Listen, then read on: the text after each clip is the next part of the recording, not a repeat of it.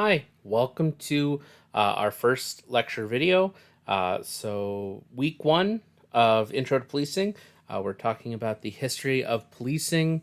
To know more about the class itself, please watch the intro video. But this is the lecture video. It'll be titled as such.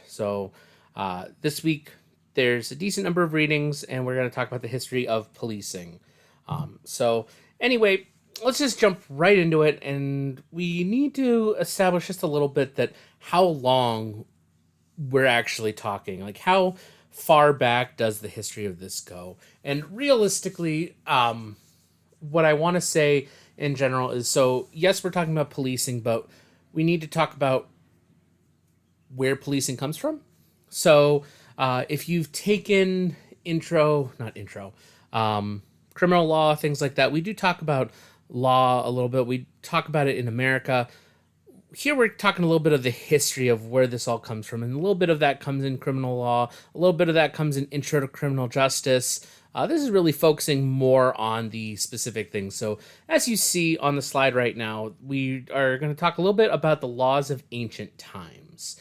I have it broken into three different sections: the pre-written law, the early written law, and then impact of philosophers. And we'll talk about that here in just a second. So the first thing that should be noted is that our history, our world history, a lot of it is written, yes, but there's a lot of stuff from pre-written history. We have oral tradition that have passed down through centuries. We have cave paintings. We have things like that. They are not written down. They are expressed. And so a lot of these things eventually got written down. But one of the oldest known things that we have from pre-written law about law, and I want to emphasize that we're talking policing and law. Not a lot is known from our prehistory, our pre-written history times. But what we do know is what's been passed down through that oral tradition. And so the pre-written law, really, this is back when we were tribal nomadic people. So if you don't know your ancient history, this isn't a history class, but I'm going to give you a little brief intro of it. So in the early days of human existence, we weren't solitary creatures that lived in big cities. No, we were small tribes that were nomadic and moved where the hunting was good and the crops were good. That was what we were. But we were very tribal. And even till this day, and this is sociologically speaking, if you look at humans, we are still very tribal. We're still very much, we are part of this small group, and people who are not part of our tribe are the others, they're the outsiders. If you're really interested in that, take sociology, take psychology, take some other different classes. But the idea is that our basic structure of human existence has been tribal. So we have small groups of families. And so within that system, what we do know historically from the pre-written law era is that we had what was called kin policing. And kin policing is the idea that, well, just exactly what it sounds like. Kin is family, brotherhood, things like that. So you look out for each other. If you are part of a tribe, you are part of a family, and you look out for each other. Everybody has a responsibility to look out for each other. So the concept of kin policing, which is our oldest form of quote unquote policing that we have any kind of record of, is this concept that everyone in your small community, everyone in your group, everyone in your family, you look after each other. If someone messes up, you punish. If somebody doesn't quite make it there, you help and support them. The idea was that if you saw someone acting up, you didn't turn a blind eye. You had to engage. That's what kin policing, that's the very basics of kin policing. We will talk a little bit about how it still exists in a little bit, but I wanted to at least emphasize that kin policing is just this concept that we are all part of a family, in the idea that these are the tribal structures, the small tribes, and everyone is held accountable for each other. Nobody just gets off free. Everybody polices everybody. So that's our oldest form of pre-written law. But then we actually get into written law. And that's where things get interesting. So, if you've not heard of this before, let me be the first one to really tell you this, but the Code of Hammurabi is one of our first written sets of laws that we have still in existence today. I want to emphasize that it is known as the first one because it's very well documented and it's well preserved. It's not the only one. We have other ones from around the same time. It's hard to exactly date some of these things, and it's hard to figure out which one actually came first, which one influenced the others. But it's generally accepted that Code of Hammurabi is one of the very first written accounts of law that we still have. And that's important. We still have this. They were called a stele, Stele. They were large, like stone obelisks, monuments that had written text on it. And so the Code of Hammurabi has literally the genealogy of Hammurabi, his greatest accomplishments, and then his laws for the land. And so that's kind of what we had. And like I said, there's other ones that are about as old, so we're not really sure which one, but Code of Hammurabi is the one that's most famous and we tend to point to. But it's our earliest kind of set of written laws, and I just wanted to talk in modern English. There's some interesting things that are in the Code of Hammurabi that we still have to this day in different forms, and some of them you might have heard before. So I wanted to just briefly talk about a couple of the Code of Hammurabi pieces. So one of them is, if a man accuses another and charges them with homicide, but they do not bring any proof brought forward, the accuser shall be killed. So very much, you can't false testify. You can't lie under court and say, yep, that dude did it, and then get away without anything. No, the idea specifically here was with murder, but you can't accuse your neighbor of murder, not bring any evidence, and get away with just calling him murder. No, you got in trouble for it. So that kind of idea that you cannot lie under oath, or rather, you cannot false testify or false witness, which is going to come up again here in just a minute. But that's in the Code of Hammurabi. Another thing is, if a man owes debt, but their crops do not grow from that year, specifically there's text about the God not being pleased with them, so they don't bless them with crops. Remember, this is ancient agricultural, but the idea was that if a person owes debt and their crops don't grow, they can't repay their debt. And so no debt is owed that year to the original creditor, and no interest is to be added. I think that's just interesting that in the ancient times, we're like, yeah, we're not going to add interest. Nowadays, we're like, oh, you can't make that payment? We're going to add interest. Anyway, another one is, if a man adopts a young child at birth and rears him or raises the child who was raised by the individual cannot be reclaimed by the birth parent. So there actually was like adoption and parent and birth rights even back then, and that's kind of a really cool thing to think about, that all the way back then we had these social concepts and idea that if a person raises a child all the way through their life and then the birth parent says, yeah, I want them back, who is the real parent? Not the one that biologically gave them life, but the one who raised them. So it's an interesting, like, going back and forth to that, and it's a controversial topic, but I think it's quite interesting to see that even ancient laws have kind of touched on this idea. Perhaps one of the most famous laws that come from the Code of Hammurabi that was also appears in Mosaic Code, or the Law of Moses, and most people tend to know, is the classic adage, eye for an eye and a tooth for a tooth. In case you didn't know, the specific law in the Code of Hammurabi was if an individual is attacked and blinded, then the person who caused the blinding is also forced to lose an eye. It's the classic concept of equal retribution for your crime. You do this, you get the same done unto you. So that kind of concept. So yeah, in case you've ever said or heard an eye for an eye and a tooth for a tooth, the concept comes from here, the earliest code written set of laws that we have, the Code of Hammurabi. And then this one I just really enjoy. But if an ox gores to death a man while passing through the streets and a case is brought forward, there's no basis for the claim.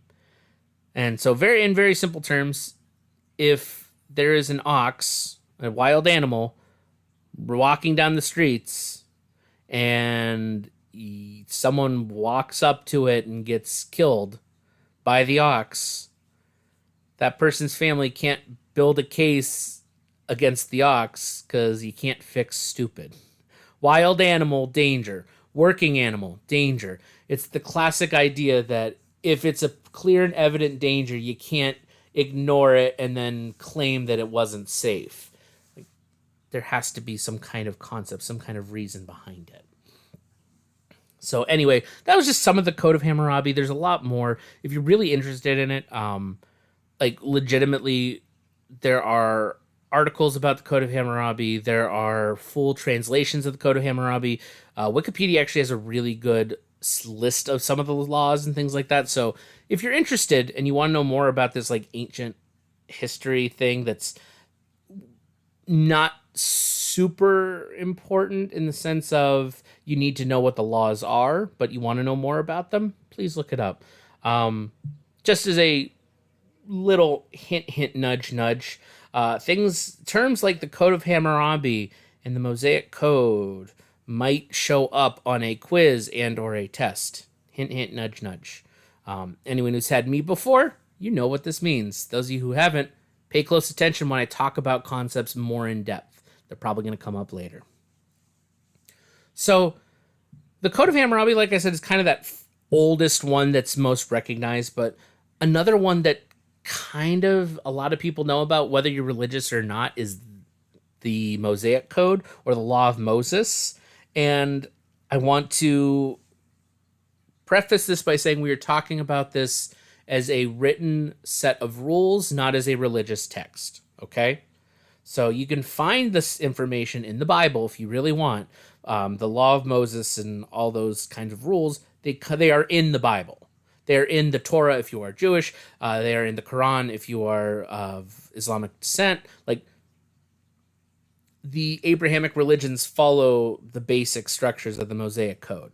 But it's also important to not just the religious, but the cultural piece. And so I want to talk about that. And I want to emphasize, because some people get really weird when you start talking about things from the Bible. I'm not talking about it as a religious text. I'm talking about it as a legal text. So the Mosaic Code, the most common thing that just about everybody usually knows from this is the 10 Commandments. You know, the Big Ten: don't steal, don't kill, don't commit adultery, things like that. But I wanted to also mention, you know, don't covet your neighbor's possessions, wife, whatever that may be. You know, don't like desire for it. The other one is my favorite is you shall not bear false witness against thy neighbor. False witness. The Code of Hammurabi. If a man accuses another and charges them with homicide, false witness has always been around. Don't lie about a crime. Don't lie about things. It's the very basic thing on that one. The other things with the 10 Commandments are like, don't worship other gods, honor your parents, don't speak blasphemy, no idolatry, which is, you know, don't create a golden calf and worship that instead of me. And then, you know, my all-time favorite for the 10 Commandments, keep holy the Sabbath day, aka dedicate one day to religion and relaxation and not working. Those are the 10 Commandments. Those are the very basic breakdown of them. And they're the ones that most people tend to know when we say Mosaic Code or the Law of Moses, and we talk about, like, oh, what kind of rules are there? Well, everyone's like, oh yeah, the 10 Commandments. That's part of it. This is where my history as a religious studies minor and English major and things like that from past also come in. There's more than just the 10 Commandments in the Bible. There's more than that for the rules. And so that's actually the Mosaic Code is not just the 10 Commandments. It's the other things too. It's the priestly code and it's the Book of the Covenant. And so the priestly code, I'll tell you right now, is just a full breakdown of the religious rituals, what you can and can't do, how things have to be performed, things like that. That's not relevant to us from our standpoint of talking about this as law. that's the less important piece. The two important pieces of Mosaic code that you might need to know in general as terms are Ten Commandment and the Book of the Covenant. And so the Book of the Covenant is actually like the full list of all the laws, the do's and the don'ts. If you've ever looked into it, actually read through some of the Bible or the Torah or the Quran, these are the lists of the things you can and can't eat, the things you can and cannot wear, the ways that you can conduct business, what you can and cannot sleep with. All those times that people say it says that a man cannot sleep with another man, they're pulling from that Book of the Covenant. It's very misunderstood, but that is where that stuff comes from. For those of you who are familiar with the Bible, these laws are listed under the books of Exodus, Leviticus, and Numbers. Those are the big sets of laws of do's and do nots. If you are in any of the Abrahamic faiths, these are all part of the original groupings from the Old Testament, or the Pentateuch, or the Torah, or, yeah. So, anyway, the important thing to note about Mosaic Code, and I know I'm repeating myself, but it's so that I'm emphasizing to you what's important about this. The Mosaic Code has a list of rules that govern the way society and the people should operate through the Ten Commandments, which are the big 10 rules of do not do these things or do these specific things, and the Book of the Covenant, which are the set of laws of how to operate daily life, business, things like that. Okay? Then as we develop a little bit further throughout history, so by the way, this is going in chronological order in case you didn't know, except for the philosopher part, but we'll talk about that in the end here, this part. But so then we get to ancient Greece, and ancient Greece has some interesting people. The two big names that you need to know are Draco and Solon. So Draco, the thing that you need to know is you've probably heard of draconian ways of life or a draconian response. It comes from Draco, the Greek kind of philosopher, ruler who put forward the idea that if you commit a crime, it's punishable by death.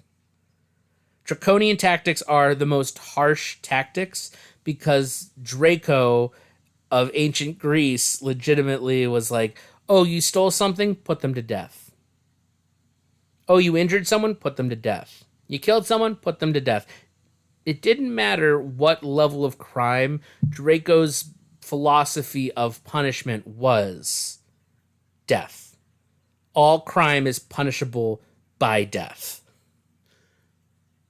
And that was fine during Draco's time, but after his time, Solon came forward and was like, not every crime needs to be punished by death. And so it actually moved the idea of punishment to a more democratic way where, you have a right to defend yourself and not every crime needs to be punished as severely as possible. Some of them were more like fines, maybe some light punishment, but not death necessarily.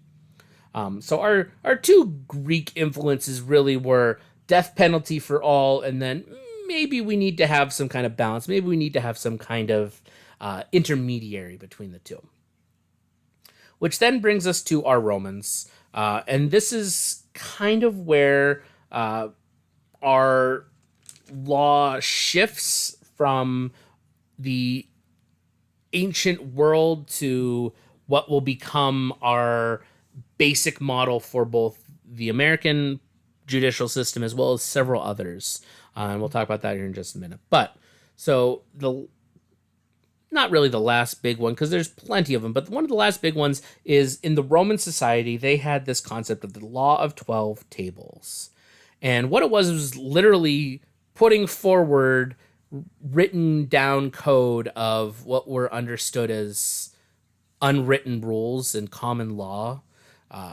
This whole idea came from that Solon of Greece idea of a more democratic idea. So the Law of 12 Tables is literally breaking down what you can and can't do, how you can and can't punish. It was breaking it down so that you couldn't just have, oh, you stole something, I guess you get to lose a hand. No, well, what was the situation behind it? And so, just very briefly, I wanted to say so the 12 tables literally are 12 breakdowns. So, each one was a list. So, the first one was really about the proceedings in court. So, like, how does a court operate? How do you get a judge to oversee things? How do you make sure that everybody is doing what they're supposed to do? So legitimately, it was how do we take someone from being accused of a crime to punishment? It was legitimately proceedings in court. That was the first table. Second table was the financial stakes for litigation. What happens when a judge cannot make a ruling, as well as who has to present evidence. So that was the more processes of like post trial kinds of things. But then our third table was how to execute judgment. So like legitimately, it breaks down so many different ones. If it's, we have some breakdowns about, oh my gosh, financial, like if someone credits someone gives and they're in debt and they don't pay their debt within a certain time, how are they punished? Well, you can't kill the person who owes the money because if you do, you won't ever get paid back. So it was like indentured servitude or in some cases, physical punishment as a retribution cost for it. Things like that. Like legitimately, the third table was the list of essentially what we now understand as like precedent for judges for rulings and things like that. It's the same concept. How do we execute the judgments? What are the kind of guidelines there? Fourth table is full of family rights. So what right does because remember this is ancient Rome, so this was a patriarchy. So what roles did the father have as the head of the house, but also what rights did the male children have, the offspring? Surprisingly, what rights did the women or the wives' mothers have? And so that's one of those things that, if you're not familiar with it, there actually is a decent amount of ancient laws that talk about the rights that women have separate from their husbands.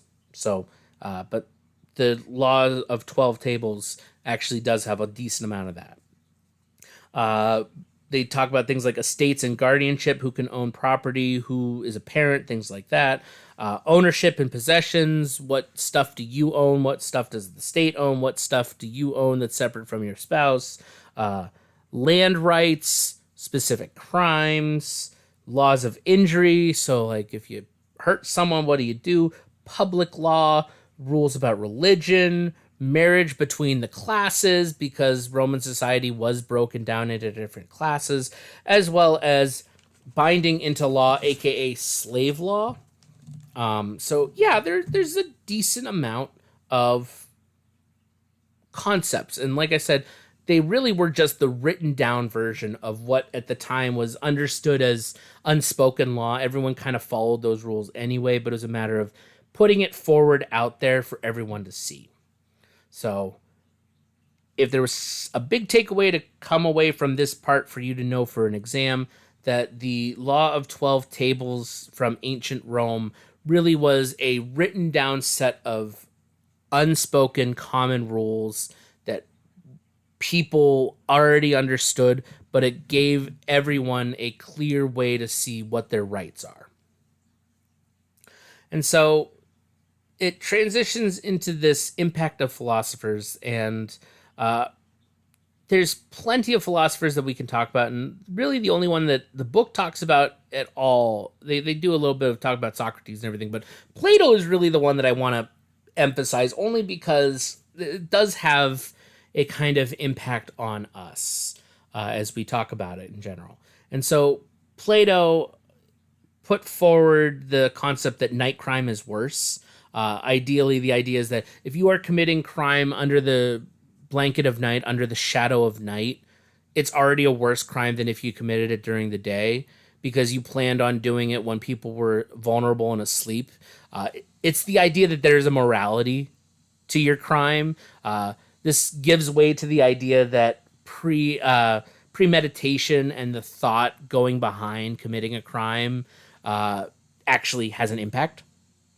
So that's why I say, like, really, we can talk about a lot of them, but Plato's concepts really were like, here, you thought about this. This is way worse than the other thing because you thought about how you can make it work or how you can make it worse, things like that. So that's the thing about night crime. The other thing I wanted to talk about briefly, if you took me in criminal law last semester, we talked about this. If you haven't, let me be the one to talk about it here.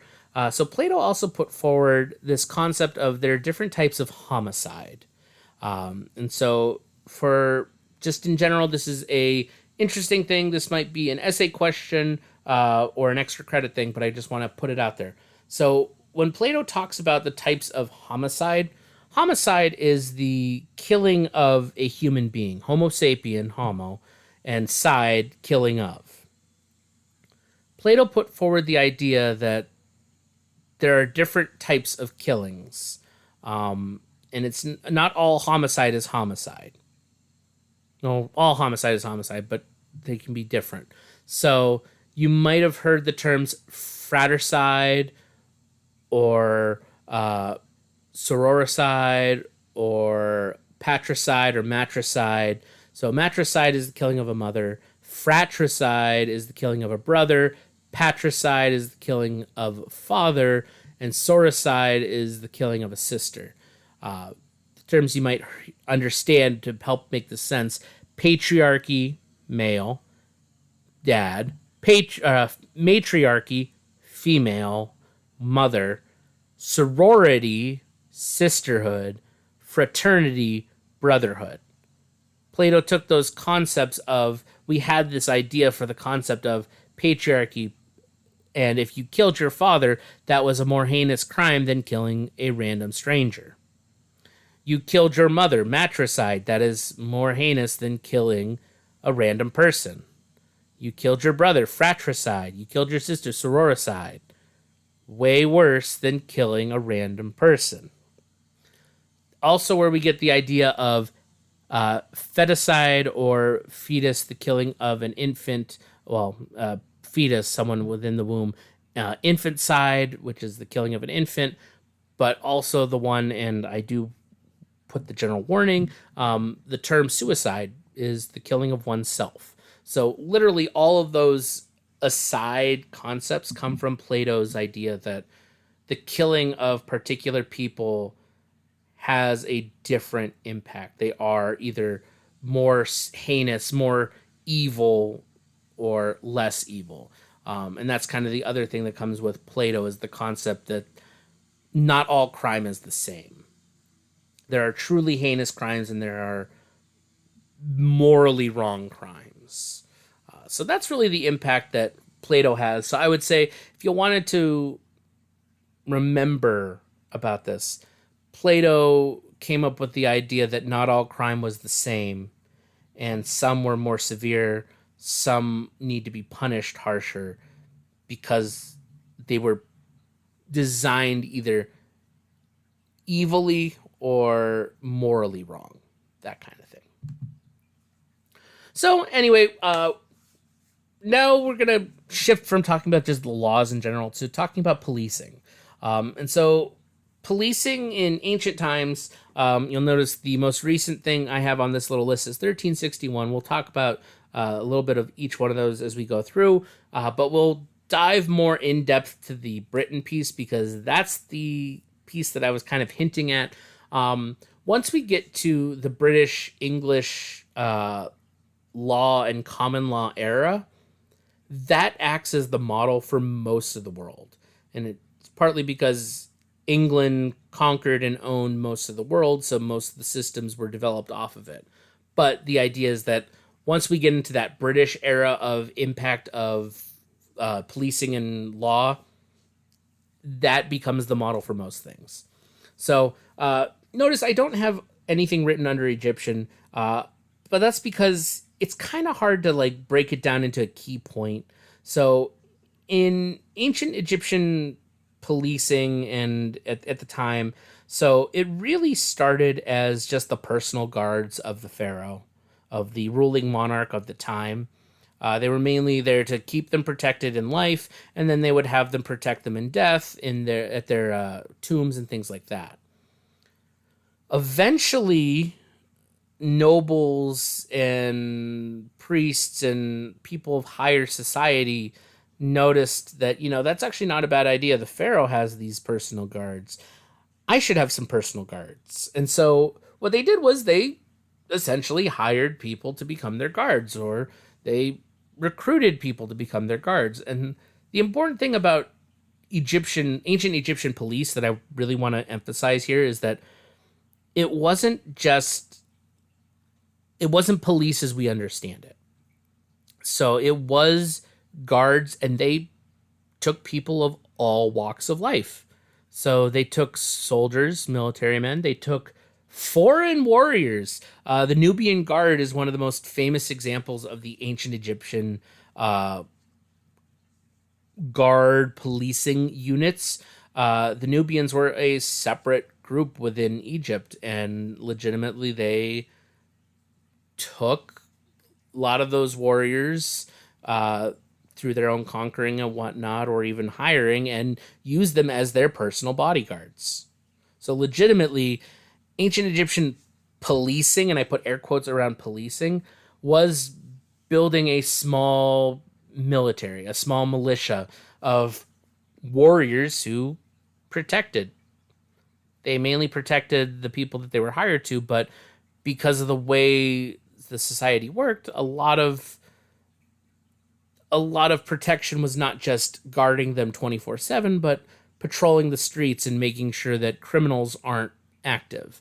And so the image of spears and shields and whatnot, like that's from ancient Egyptian policing, the guard concept. So while they were protecting the nobles also cared about, are their businesses doing okay? Are there slaves working? Things like that. So all of a sudden now you have guards who are walking the streets and making sure things are safe. That's why we say ancient Egyptian policing. It's not policing, it's private security, but it is an early model for what a police structure looks like. But one of the things that I wanted to emphasize about this was the ancient Egyptians actually, they are some of the earliest known quote-unquote police force to use animals. In particular, they use trained monkeys and dogs. And so briefly, I want to bring up, these are the two Egyptian dog breeds mainly used. And we know this from ancient Egyptian tombs. We have this from their cuneiform, their writing, and their pictography, and the statues and things like that. These are the two more common breeds of dog. You can see they're very similar in style, but one is a taller, thinner, and the other one is shorter and a little more rougher, I should say. Maybe not rougher, but there's more to it. So the Ibizan and the Basenji are the two breeds of Egyptian dogs that we've found prominently displayed in ancient Egyptian architecture that were used by these guards. Not that there weren't other dog breeds used, but these were the two more common ones. The one on the left, you might notice, you might be like, oh, that looks like the weird jackal dog things that I see in all the ancient Egyptian statues and things. Exactly. This is what we know. The Ibizan is the model for it. It's not a jackal, it's the Ibizan. And the Basenji is the shorter one that's more of, physically going to help take down someone. But it was one of those, I wanted to throw this in there just as a little fun thing. Not ever going to be on a test, just thought it'd be cool.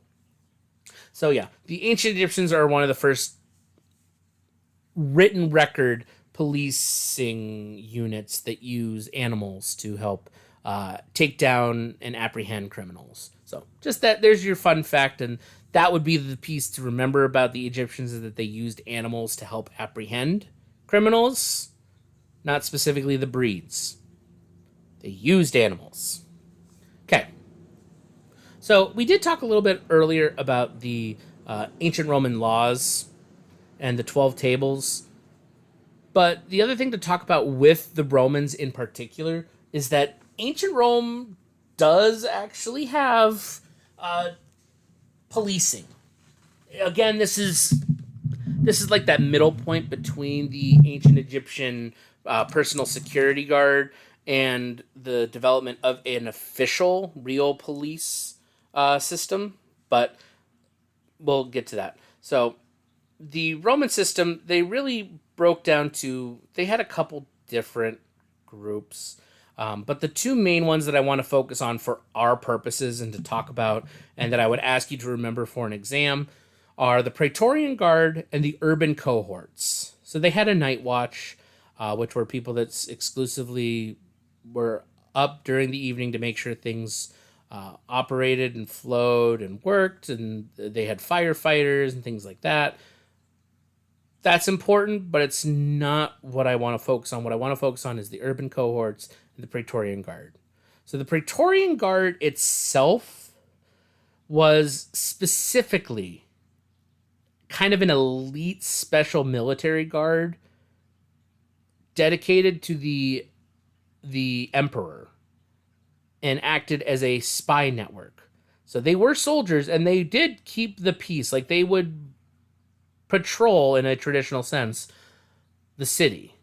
They would go around, but the distinction and why I say this is where the transition starts to happen is they were loyal to the emperor. They were the emperor's guard. The Praetorian Guard was the loyal elite military soldiers. The urban cohorts, on the other hand, were kind of like police light. They were still soldiers and warriors and things like that, but they were generally able-bodied men, military. They were not as high up as Praetorian Guard, but they were fairly high. But while they, yes, still worked for the emperor, that was not their only response. Their main goal was to maintain order. Their job was to deal with the day-to-day, to maintain order, to walk around and make sure that crimes are not being committed and bringing those who commit crimes in for justice. The Praetorian Guard, while it did that, was strictly dedicated to the emperor.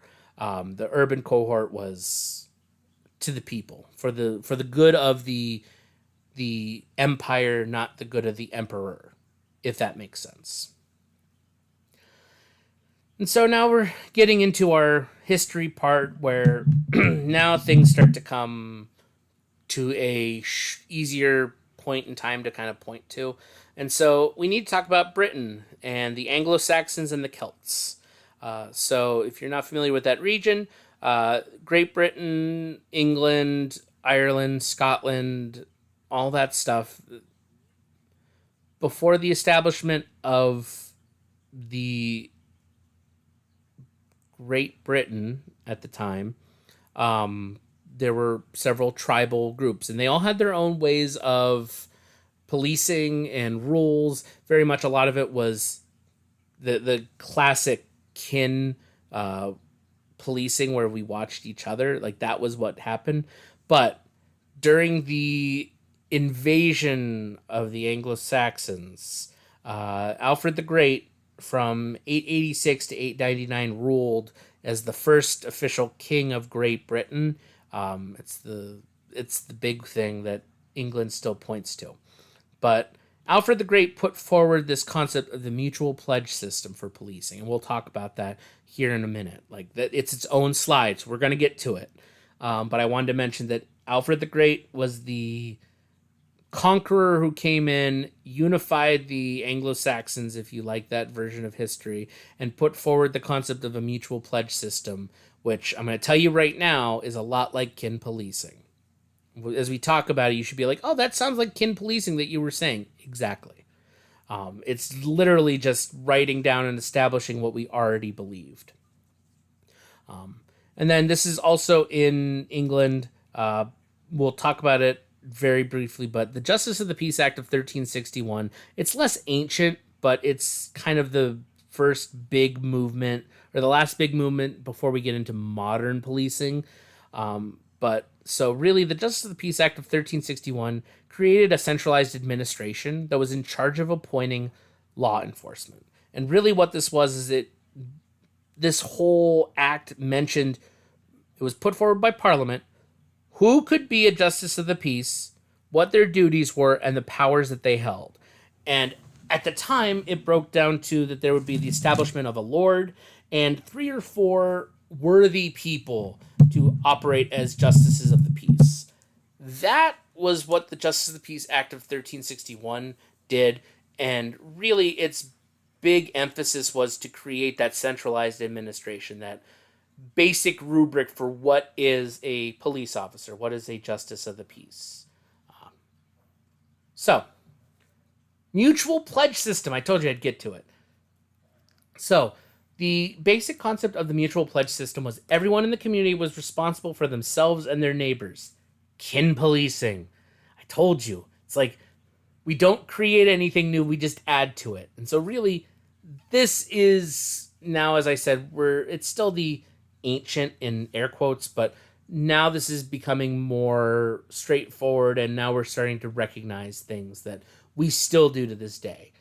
And so in the mutual pledge system, everyone within the community, every able-bodied person was responsible for not only themselves, but their neighbors. And that came with this other little particular thing, which was the hue and cry method. And the hue and the cry method is essentially the mob rule kind of thing. So a loud call was signaled that all able-bodied men needed to pursue a criminal, and that's the cry part. And the hue is legitimately all the people, all the able-bodied men had to chase down and apprehend the criminal. If you did not apprehend the criminal, the group of men could be liable for the crime. Or not for the crime, but for not catching them. And so there was a sense of judgment and fairness to it. So there was incentive to catch the criminal. It wasn't just, oh, he got away. No, you could be liable if you didn't catch him. But in this era, we're talking, I want to emphasize that this is very medieval England. And if you know about the structure, you know that medieval England was broken up into weird little ways. So really, this is where the tithing, the hundreds, and the shires come in. If you're a Lord of the Rings fan, you know Shire. If not, you're like, okay, what the heck are we talking about? So legitimately, tithings, hundreds, and shire is the just breakdown of neighborhoods and locations by geography. So tithings are neighborhood groups of 10 families who have a singular leader, a tithing man, and they're responsible for each other. So like a hue and cry, your neighborhood group, your tithing of 10 families would be the ones to respond to the hue and cry for that neighborhood. You have the 10 families. At the hundreds level, it was 10 groupings of tithings led by a leader, or the 100-man. And a shire was a grouping of the hundreds led by a leader, and we'll talk about that one in just a second too.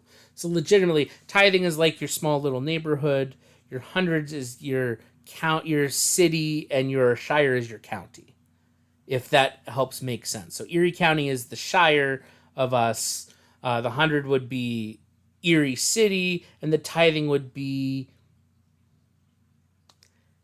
6th Street to 8th Street between Ash and, I was going to say any number of streets, but realistically, in our modern time, it'd be like 1 or 2 blocks. So yeah, that's the kind of concept. It's the neighborhood, the city, the county. That's the kind of breakdown. So our tithings, they take care of each other. The hundreds were the groupings of the tithings, and they had their leader, but they also had the constable at this level.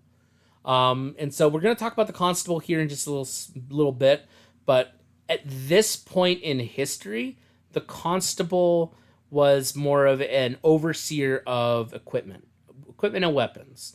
Their goal was to make sure that The individuals in the hundreds and the tithings were properly armed if something were to happen.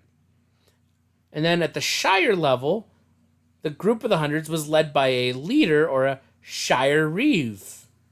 And as you see, I put in brackets, sheriff. The term sheriff comes from shire reeve. Like, I'm not even kidding you. That's the history of it. Sheriff is the shire reeve. It's the overseer of the entire grouping. So we have an Erie County sheriff who oversees Erie County. Look at that. Yeah. That's why I say the mutual pledge system, now we're getting to recognizable, familiar structure that we know. It has different terms, but we understand how this works. So mutual pledge system still is the kin policing system. It's just now there's some structures, there's some bureaucracy, and there is some chain of command. And we're going to talk about chain of command plenty in this class. So after our mutual pledge system, we have the frank pledge system. And this is after the Norman invasion of 1066 by William of Normandy, and he became the King of England. This changed pretty much how we broke down from geographic location to the economic system that we have, or that we had for a long time. So this is the new mutual pledge system. That's all the frank pledge is a new mutual pledge system. And this is what the traditional medieval England looks like when you think about, oh, there were the serfs, the low class, and then this is where that comes from. This is in that area. And so really, there are 5 takeaways from the frank pledge system, how it changed from the mutual pledge. So I want to emphasize, the mutual pledge system is still in place. Like, there's still groupings, and there's still the hue and cry. It's still responsible for people to capture the criminals and things like that. But the frank pledge system made some new rules. So it's the new mutual pledge system. And that was that land ownership was over the community. So the people in charge at the higher levels were people who owned the land. It wasn't just, oh, it's a group of 10 families and one person is in charge. No. Now it's who owns the land is part of that community. Okay. The second piece was that now, because we had a unified king of England, we had an oath of loyalty to the king. So the emphasis wasn't just on protecting the community. Now it was you protect the community in name of the king, in honor of the king. And so this is where we see we don't have this in our system anymore, but the whole big thing, and we have it in the military still, is the centralized control given to the king. President of the United States here in America is the commander-in-chief of all military branches. Like, they are the top person among all the generals. Generals are right below them. They are the ones that are in charge of all the military. The same concept, but for policing at this time in the Frank Pledge system, was that the king ruled over everything, all of the land. So they had the centralized, they could decide what laws to pass, what things they had to do, taxes, everything like that. And the leadership within those communities that had the land ownership, their job was to do that all for the king, that oath of loyalty. So that's why I said, like, this is where we see the traditional medieval England kind of breakdown. This is where you tend to know a decent amount of these things. So the organizational structure was based on land division. So you had essentially and we use the feudal system because that's the term that we use, but feudal lords, they lorded over the land. They owned a large swath of property, and different people worked the land, lived on the land, things like that. So now our structure, again, this is why I said we went to more economic rather than, or socioeconomic than a geographic change. Geography was just, yeah, it exists. Now it was land division. Okay, well, this area is under this jurisdiction, and so that lord is in charge of all this. And then the other thing that came from this is that much like the sheriff already had the leader of the hundreds, now the sheriff is head honcho. They have judicial authority. They're the ones that are the tax collectors. They're the ones that go around and do all these things. And they, too, take an oath of loyalty to the king. So they are on a similar level as the landowners, the feudal lords, but they're like in a weird like half step between. It's a whole thing. But what we need to understand from the Frank Pledge system is it still had the concept that an able-bodied man in society had to assist in apprehending a criminal. You didn't just not do it. You still had to do it. But now, instead of it being families and working together, now it was, well, no, there is a hierarchy. There is a system in place. So that's where the big distinction starts to come in. And so I want to just briefly talk about the traditional constable, because remember, I mentioned the constable back when we talked about the mutual pledge system. In the hundreds, the constable looked over weapons and equipment. Well, when the shift from the Frank Pledge system and the mutual pledge system, as that started to go away, because that's the other thing, these didn't stay forever. As we moved away from medieval England and we moved away from that concept, we did start to move away from the Frank Pledge system, and essentially the constable started to take the role of a mini sheriff, like just under the sheriff. But so essentially a constable was in charge of a parish. And a parish was a church community of the area, and they established the constable to maintain order. So it's important to note there was religious connection to the constables and in the older system. The constable was set by the church. They wanted someone of good moral standing to be in charge of essentially bringing criminals to justice. And so constables, they were under the sheriff, but they were still high status at the time. They still were these really important people. The big problem is at this time, historically, they were not paid. They were volunteers. Constables were not paid. Sheriffs would have been paid. But the other thing is that the constables were often connected to the crown, not the local community. So while the church community established the constable, it wasn't always someone from that local community. Sometimes it was someone from the community that was related to the crown or was part of the court or had family in the court or whatever that might be.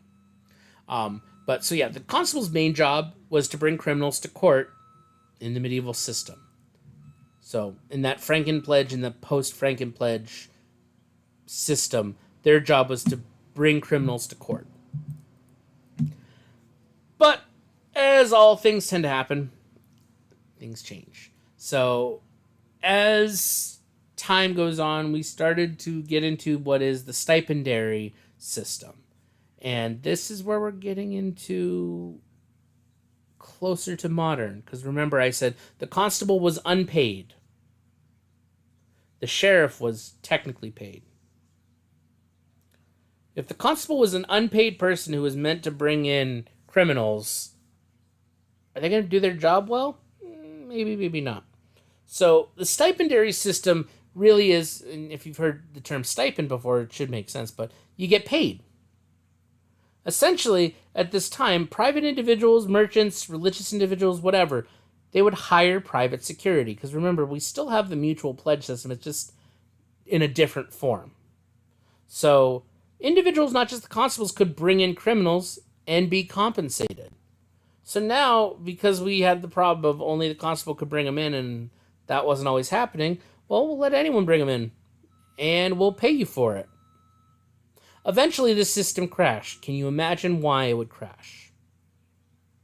And I know I'm leaving a pause in a lecture because I'm trying to get you to think about it. I want to give you a second to think about it before I go into it. But the obvious answer for why this system crashed, the stipends, you are paying people to bring in criminals. This means that anyone and everyone can do it. This also means that the quality goes down and other things happen, and Eventually, you get multiple people trying to bring people in, and then you have people who don't want to bring people in. And yeah, you can only pay people so much, and if you're not paying enough, people don't bring them in. And then if you pay too much, you get everyone bringing them in.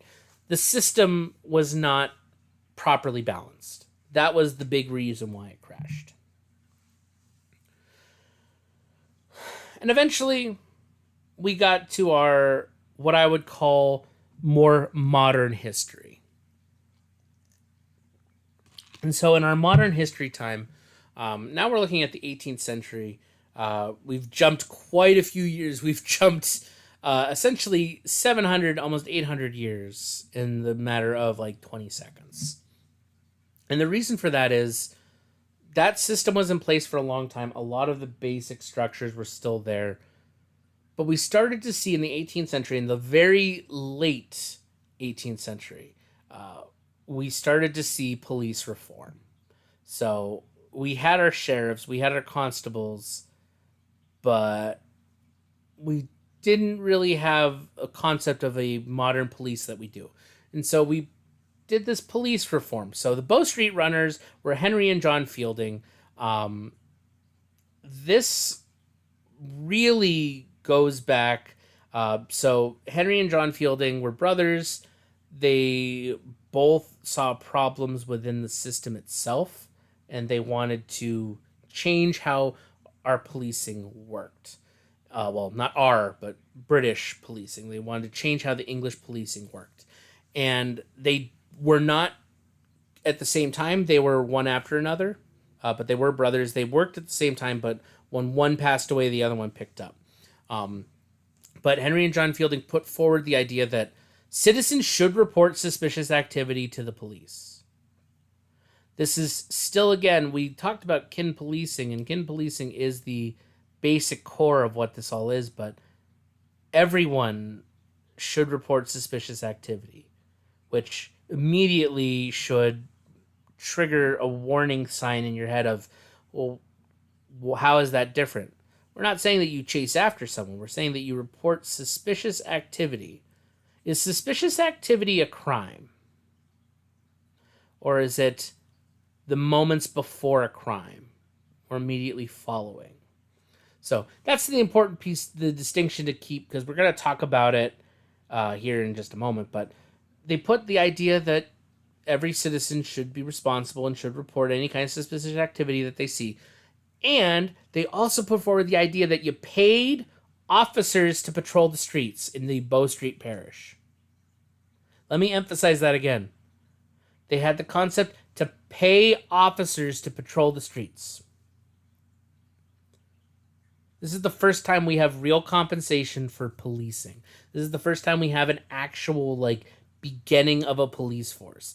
Now it's not just able-bodied men volunteering their time. Now we're paying people to walk through and patrol streets and bring in people. This is the beginning of what would be modern policing. And a bit later, and you have it right here on the slide too, but the Thames River Police, the Thames River Police, the Thames is a river in England, but 1798, the Thames River Police was established. This is the first professional police force in London. This is the big one. This is the one that sets the goal or sets the guidelines for everything. This is when we start to see what our modern policing will look like. And two major impacts come out from this. And number one is that the preventative patrols over reactionary. Remember how I said citizens should report suspicious activity? Is suspicious activity a crime? Is it happening before or is it happening after? We pushed for the idea of preventative patrol. Now you have patrolmen walking through the streets, patrolling, keeping the peace before a crime is committed. Previously, they would patrol an area after a crime has happened as a reactionary response. So this is where we start to see policing take the concept of preventative over reactionary. And the other thing is, much like our Bow Street Runners with our Fielding brothers, salaried officers You weren't just compensated for your time. Now you were paid. You had a regular schedule. The concept that you can have a career in this rather than doing it on the side. This is big. This is the establishment of modern policing. And so, much like what was happening in England, early American policing followed a similar thing. The sheriffs, like the English, were present. They oversaw elections, collected taxes, made sure laws were followed. Like, legitimately, early American policing mirrored a lot of British policing. Just want to put that out there. So, I'm not going to spend a whole lot of time talking about the similarities because we've already talked a decent amount about those history parts. The one thing I did want to say, because I mentioned it earlier, the Night Watch. They did have Night Watch in the ancient times, but in the early American policing, 1636 Boston put forward the idea of a Night Watch, which was a group of citizens that patrolled the streets at night for crime. We still use a concept like this, like the Neighborhood Watch and several other groups. Like, legitimately, this is a concept that started in Boston that we still do today. And so really, when the Night Watch was established in 1636, Boston did it, and all of a sudden, all the other big locations went, oh, that's a good idea. But it wasn't just here in America. It was also in Britain, in England. They were like, oh, a Night Watch is a good idea. So legitimately, early American policing, we came up with the idea of a Night Watch, a night police guard. Because the other thing was we paid our police officers to work during the day, but what happens during the night when something happens? Well, we turned it to citizens. So, much like England, pay was a problem for early American policing. Like I said, we kind of followed the same pattern. But unlike England, this is where something was different. America has always been the diverse populations and cultures. We are the melting pot where different things come together. If you know a decent amount about American history and things like that, you'll know that at the time of America being founded, it was groups of people from Britain who were being persecuted, who didn't believe what everyone else was believing, and they moved to America. America's always been this land of different cultures, different beliefs. When we got here, there also were the Native Americans. We had different groups from different countries coming in. We had the Spanish, the French. Like, legitimately, America has always had these different groups of people and these different beliefs, both religious, political, whatever it might be. And so, unlike England, who had a unified king and national religion, language, things like that, America didn't. And so that created a unique problem. So our problem that England had was the pay, but we also had the problem that different groups had different beliefs. First Nation Native American tribes had rules and ways that they operated. Colonies had different ways that they ruled and operated. When we became states, different states had different ways of ruling and operating. Like, legitimately, early American policing and even to American policing today is very different because of our different cultures and populations. And we are going to talk about diverse populations week 8 of this class. I know it's far away from now, but we are going to talk about the unique diverse populations that policing deals with here in America in the modern times. But I wanted to at least mention, like, this is something that is not uniquely us anymore, but has always been a big component of American policing. But another thing with early American policing, and I just want to mention it, is South Carolina in the 1700s have had a slave patrol. And their whole purpose was, making sure slaves were doing what they're supposed to do and in check and not running away and all those other things. It's a dark time in our history, but it's important to mention that this is something we had specific police patrols for slaves at the time. Not in every state. South Carolina is the one that our textbooks brings up, but there are specific ruling and policing actions that have to do with slavery here in the United States in our history. But jumping back over to England, we need to talk about, and this is in case you can't tell, a name and a subject that will definitely be on an exam. Robert Peel and the Metropolitan Police Act. This is the key turning point in history of policing. 1829, London, England. Robert Peel, a sociologist, noticed that we need modern policing. Basically, the system that we had was working, but it wasn't good enough. And we needed to do more for it. We needed to make it a better system. And so Robert Peel put forward the Metropolitan Police Act. Well, that's what, not Congress. Congress is us. That's what Parliament put forward. But Robert Peel put forward these concepts that to make a modern police force that would be effective and efficient. And so really, there are 5 key features that come from it and 2 additional outcomes that come from it. And we're going to talk about those. And they're right there so you can see them. It's not like it's a surprise. But so Robert Peel put forward that in a modern policing system, there need to be full-time salaried officers. Not just salaried officers, not just hourly. No, full-time salaried officers. They need to have their benefits. They need to work a certain set number of hours daily and weekly and things like that. Has to be fair and put out there. The second thing, and this is why I said this is the key thing, is this is where we start to see policing unified across the board, comes from the Metropolitan Police Act and Robert Peel.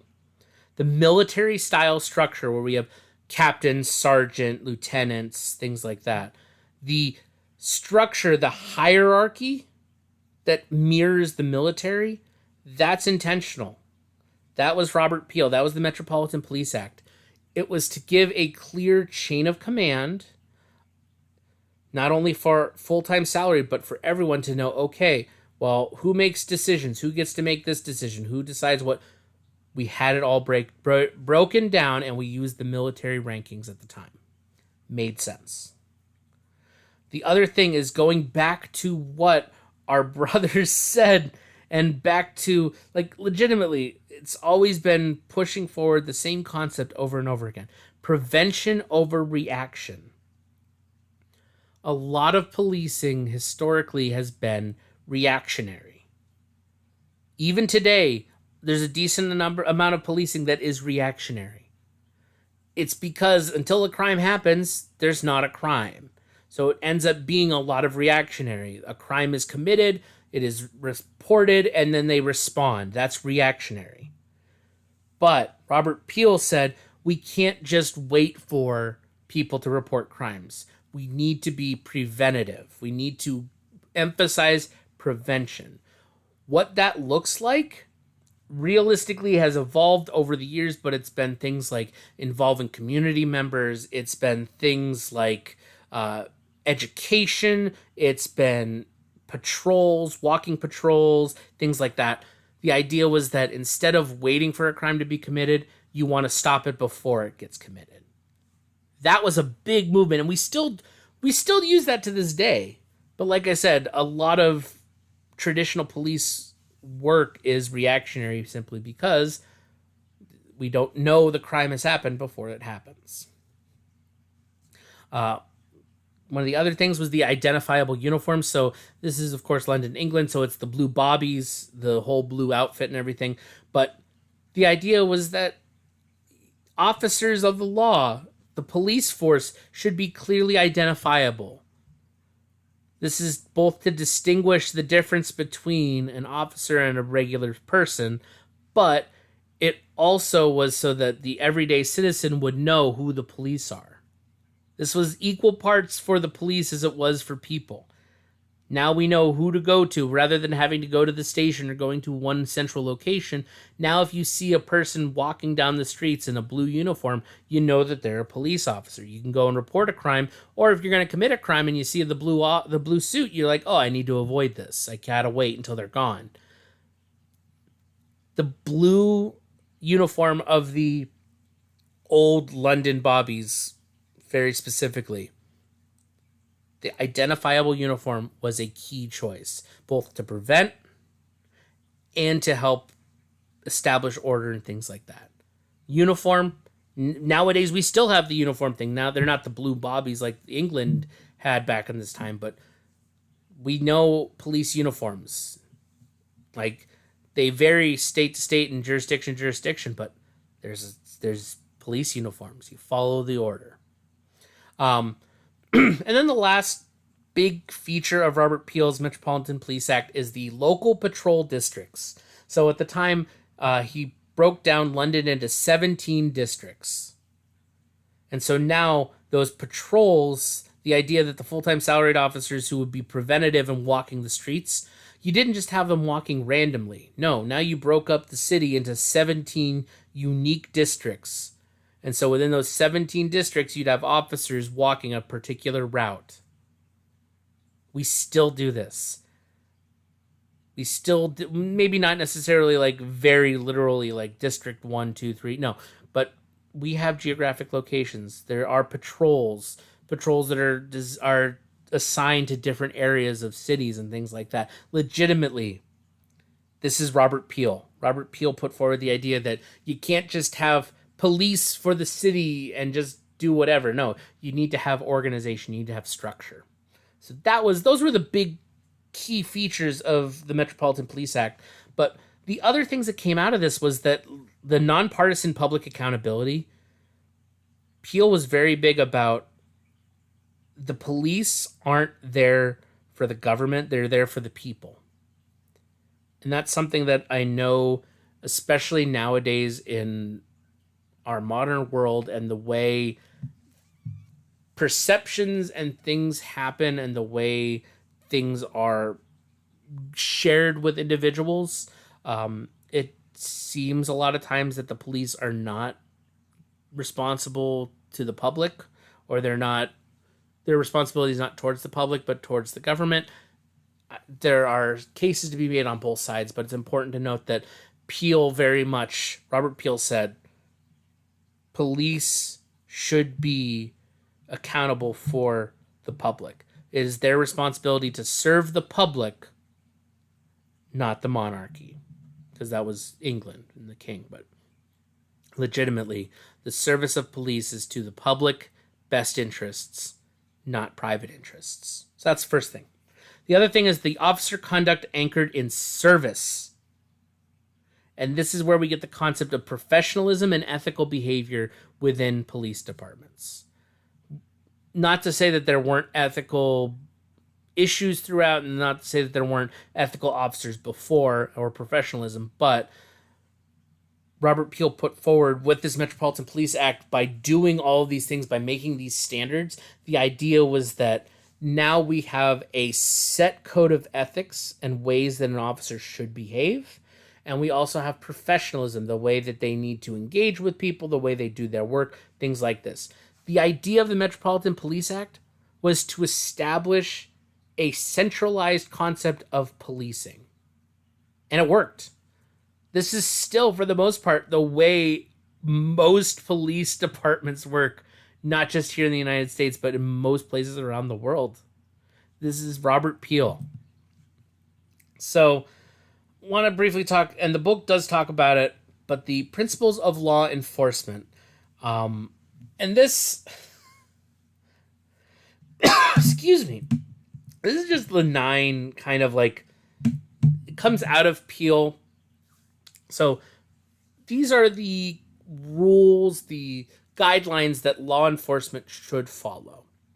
And so these are the basic mission for which police exist, is to prevent crime and disorder as an alternative to the repression of crime and disorder by military force and severity of legal punishment. It's the first principle of law enforcement.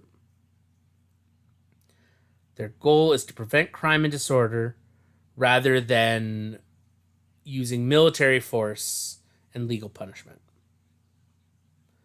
The second principle is the ability of the police to perform their duties is dependent upon public approval of police existence, actions, behavior, and the ability of the police to secure and maintain public respect. Going back to Robert Peel's concept, the professionalism and the responsibility to the public. This concept, this principle of law enforcement is that the police cannot perform their duty if the public doesn't agree with them, does not have respect for them. And so that this is where we are getting into modern times where there's some issues here, and there are some perceptions that we're not going to get into today, but this is something to keep in mind. Police must secure the willing cooperation of the public and voluntary observance of the law to be able to secure and maintain public respect, aka they can't just make a law that's completely unhinged and says, yet martial law, you're doing this. No. Willing cooperation of the public. In general, we all agree not to kill each other. The degree of cooperation of the public that can be secured diminishes proportionally to the necessity of the use of physical force and compulsion in achieving police objectives. AKA, the more force a police officer exudes, the less cooperation the public sees or has towards them. And we've seen this quite prominently in American politics, in American policing in the last 30, 40 years. The police seek and preserve public favor not by catering to public opinion, but by constantly demonstrating absolutely impartial service to the law, in complete independence of policy, and without regard to the justice or injustice of the substance of individual laws, by ready offering of individual service and friendship to all members of society without regard to their race or social standing, by ready exercise of courtesy and friendly good humor, and by ready offering of individual sacrifice in protecting and preserving life. Police seek and preserve their public image, not catering to public opinion, but impartial service to the law. And this is where I say policing, for the most part, has to operate in black and white. And if you've had me in other classes, you know. I tell you all the time, the criminal justice system wants to operate in black and white, but it is a ton of gray. And that's true. Both statements are true. The criminal justice system is full of morality and yes, no, maybes. But policing has to be that black and white, that impartial service to the law. You follow the law. When you disobey the law, you're punished for it, or you're apprehended for it. You follow the law, there's no problems. Are there issues within this that we might be able to notice or mention in modern examples? Yes.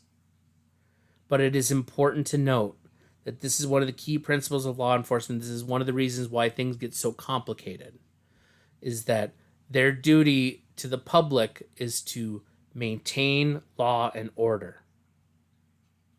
They have to be impartial service to the law. Doesn't matter if you did it for good intentions or not. You broke the law, period. It's a whole nother issue to get into some of the other pieces, but I wanted to mention this is the one that we have issues with as people. Police should use physical force to the extent necessary to secure observance of the law or to restore order when the exercise of persuasion, advice, and warning is found to be insufficient to achieve police objectives. And police should use only the minimum degree of physical force which is necessary on any particular occasion for achieving a police objective. Proper use of force. Are you noticing that these things, these general principles, end up becoming rules that we still follow? Yeah. Or are supposed to follow? Yeah. The police at all times should maintain a relationship with the public that gives reality to the historic tradition that the police are the public and the public are the police. The police are the only members of the public who are paid to give full-time attention to duties which are incumbent on every citizen in the intent of the community welfare. It's a lot of fancy big words.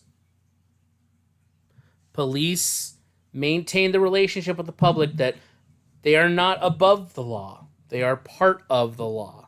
The difference is that they are the only members of the public who are paid full-time to give their full attention to the law, or rather the following of rules. We'll talk a little bit about this later when we talk about police culture in a couple weeks. The police should always direct their action towards their functions and never appear to usurp the powers of the judiciary by avenging individuals or the state, or authoritatively judging guilt or punishing the guilty. AKA, you can't have a clear bias. And then the test of police efficiency is the absence of crime and disorder, not the visible evidence of police action in dealing with them. This is a concept that policing it makes sense, but to the average everyday person sometimes gets confusing. Police efficiency is not in their arrest rate, but in the absence of crime and disorder. Are your statistics low for murder? Are your statistics low for robbery? Things like that. If it's not happening, that's a good thing. It's not, oh, they had 38 arrests this year of this crime. Oh, they're not doing so well. No. 38 arrests of a robbery 1 year, and the year before was 120. That would be a good sign that, hey, robbery is down. Police efficiency is the absence of crime, not the visible evidence that they're doing the crime or they're stopping the crime, that kind of thing. It's not seeing lots of patrol cars out. It's knowing that the neighborhoods and the streets are safe. That's the measure of efficiency. And so, as we kind of teased with it specifically with some of those principles, especially the public one, politics and policing, this is a slight shift, but still important, and our textbook talks about it, and I wanted to just briefly kind of touch on it. In the early days, this was way more prominent, both in the American politics and policing and elsewhere. Legitimately, when we look at the history, when we go back to England, the sheriff, was loyal to the crown. That's policing and politics. The police were directly connected to the political leaders. Nowadays, there are rules and laws in place here in America, as well as in the structure of way things operate, that the police do not work for the local governor, the local mayor, no. They are in charge of governing the area. Their job is to maintain order and peace. They work for the public. They are the public. However, I want to emphasize today, this still exists. I put that little asterisk on that. Yes, there is still corruption and things like that. That's something that is a human nature thing that cannot truly ever be removed. But it's important to note that modern day policing, politics is not that deeply connected anymore. At some level, it is. So, for instance, we elect our sheriff. That is politics. Pennsylvania elects their sheriff. Not every state elects a sheriff. Some states, the governor will just essentially say that person's the sheriff. And same with judges.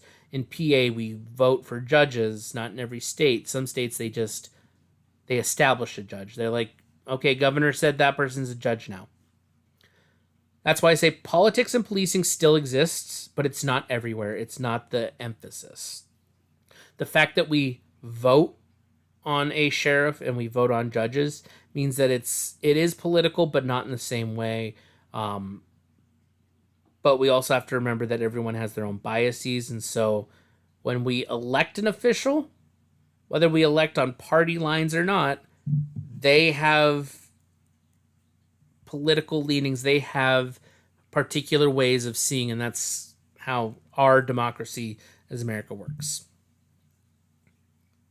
But I want to shift gears after talking about the relatively decent nature of politics on this. I want to talk about modern reform.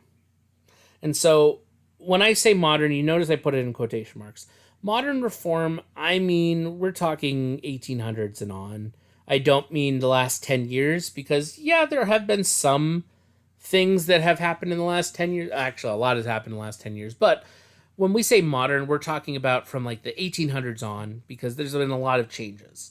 But so some of the things that have happened with modern policing reforms is that we've done new hiring and training. So police officers aren't just, given a set of, okay, here, you have to do this training and you're good. No, we now actually have like decent levels of training. There's practical training, there's knowledge training, there's on the job training. Like, you're not just hired as an officer and on day one you go in full officer. No, you actually have to go through police training, you have to go through some schooling, things like that.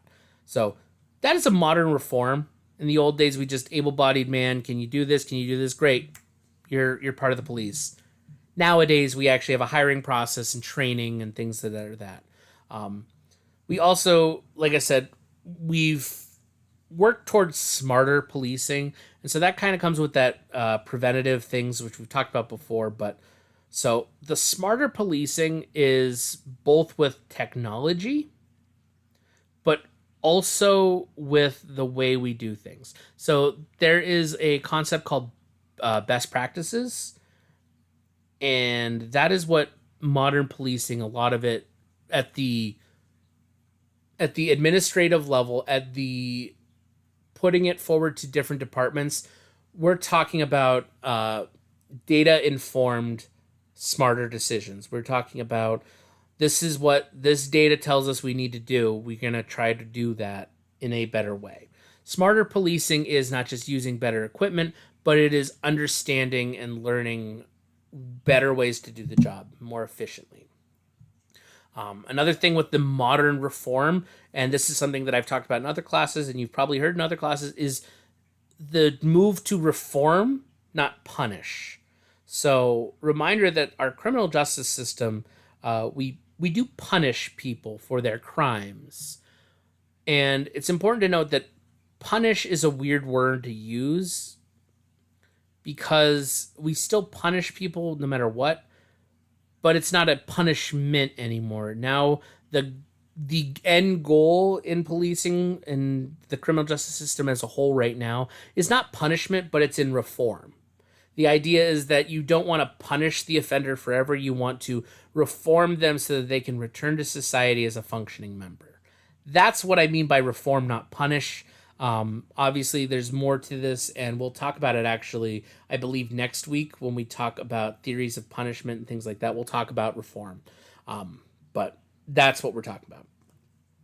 We talk about the perceptions of the public. Legitimately, modern reform has been very focused on how do police not only maintain order, but how do they keep a good image, and how do they keep the public not placated. That's not the word I want. How do they keep the public in favor of them? And so right now, this is why I say this is something that modern wise we are dealing with, and we're living through a time where the perceptions of the public of the police is not good.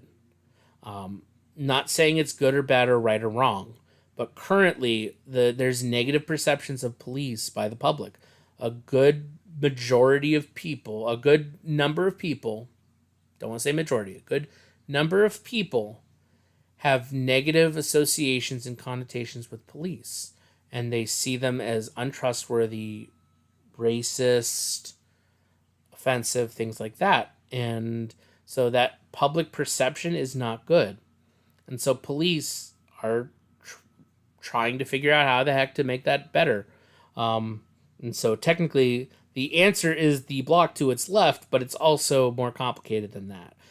But the perceptions thing, this is something that, unless you've been completely ignoring everything going on in America in the last 20 years, this has been going on. This is something that is legitimately an issue, and especially with the college protests, specifically in New York City with the Columbia University and the police force there and things like that. Like, public perceptions of the police are not good right now, in general. But one way to improve this, but this is also one of the modern reforms of modern policing, is involve the community. We're going to talk about community of policing in a little bit, not today, not even next week, but we might talk a little bit next week. But the idea is that community of policing can't just be done by the officers. You need to have community involvement.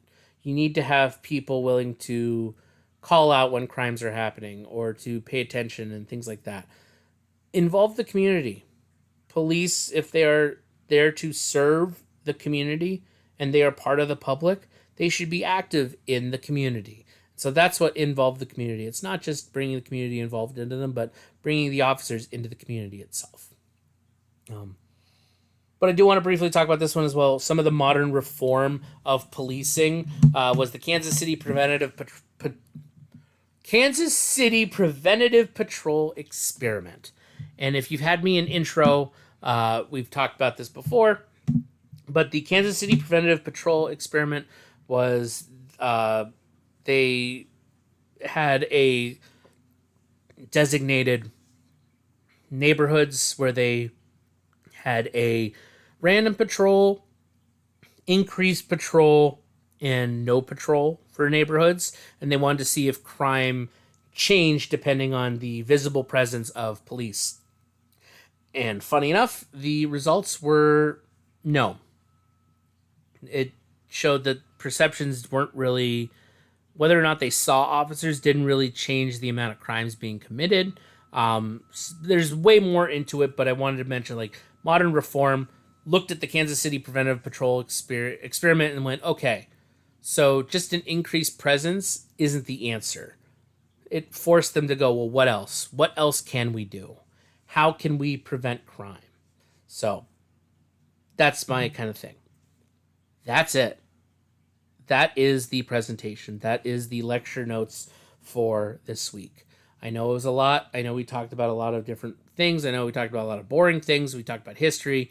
But wanted to establish this. We will have to get our baseline of information before we can get into our deeper conversations about ways of operations, ways, performances, careers, things like that.